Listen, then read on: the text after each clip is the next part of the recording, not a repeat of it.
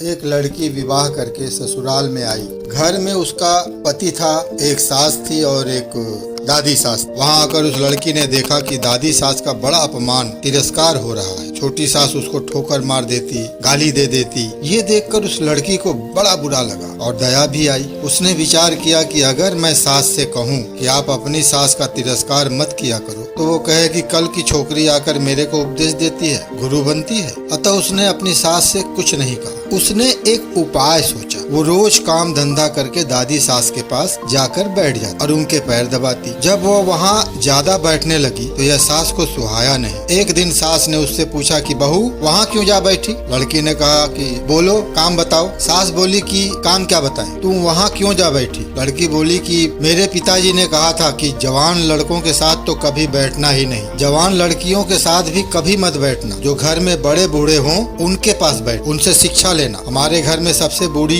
यही है और किसके पास बैठो? मेरे पिताजी ने कहा था कि वहाँ हमारे घर का रिवाज नहीं चलेगी, वहाँ तो तेरे ससुराल की रिवाज चलेगी। मेरे को यहाँ की रिवाज सीखनी है, इसलिए मैं उनसे पूछती हूँ कि मेरी सास आपकी सेवा कैसे करती है। सास ने पूछा कि बुढ़िया ने क्या कहा? वह बोली कि दादी जी कहती हैं कि यह मेरे को ठोकर नहीं मारे, गाली नहीं दे तो मैं सेवा ही मान लूं। सास बोली कि क्या तू भी ऐसा ही करेगी? वो बोली कि मैं ऐसा नहीं कहती हूँ, मेरे पिताजी ने कहा कि बड़ों से ससुराल की रीति सीखना। अब सास डरने लग गई कि मैं अपनी सास के साथ जो बर्ताव करूंगी वही बर्ताव मेरे साथ होने लग जाएगा। एक जगह कोने में ठीकरी इकट्ठी पड़ी थी। सास ने पूछा, बहू ये ठीकरी क्यों इकट्ठी की है? लड़की ने कहा, आप दादी जी को ठीकरी में भोजन दिया करती हो, इसलिए मैंने पहले से ही जमा कर ली। तो तू मेरे को ठीकरी में भोजन कराएगी क्या? मेरे पिताजी ने कहा कि तेरे वहाँ की रीति चलेगी। यह रीति थोड़े ही है तो आप फिर ठीकरी में क्यों देती हो? थाली कौन मांजे? थाली तो मैं मांज दूंगी, तो तू थाली में दिया कर, ठीकरी उठाकर बाहर फेंक। अब बूढ़ी माँ जी को थाली में भोजन मिलने लगा। सबको भोजन देने के बाद जो बाकी बचे वह खिचड़ी की खुरचन का कंकड़ वाली दाल माँ जी को दी जाती थी। लड़की उसको हाथ में लेकर देखने लगी। सास ने पूछा, बहू क्या देखती हो? मैं देखती हूँ कि बड़ों को भोजन कैसा